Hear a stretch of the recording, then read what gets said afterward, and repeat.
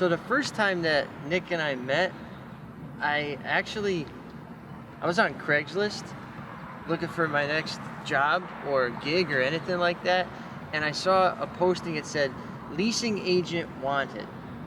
So there was a big Nexus logo on the ad, and it looked to me like a corporation. Like it looked like a franchise, like a big entity. So I Googled Nexus Property Management, and I saw it was like one in Chicago, there's one in Kentucky, and I'm like, all right, this seems pretty cool. So yeah, not those Nexus.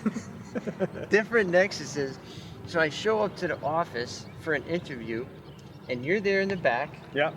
And in the front of you was a desk. That was the receptionist. They were really sick for a really long time. They never got hired, and they never came in. But they had a desk just in case.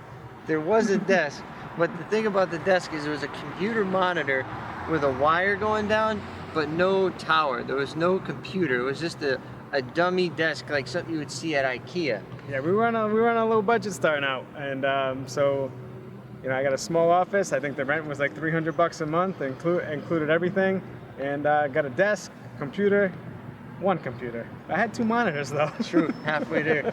So when I sat down in the office with you, you had like 20 vacancies that you were doing on top of maintenance and, you know, management. Yeah, I had to do everything. And at that time, you were like bursting at the seams, and you pretty much said like, hey, you can start today if you want to.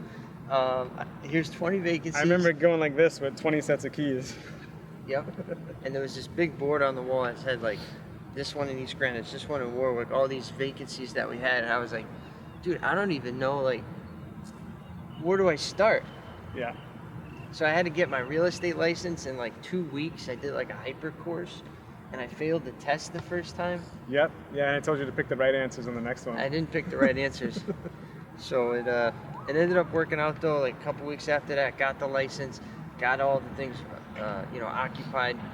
But last thing, and I forgot I skipped this, but when I sat down with you, you had nothing.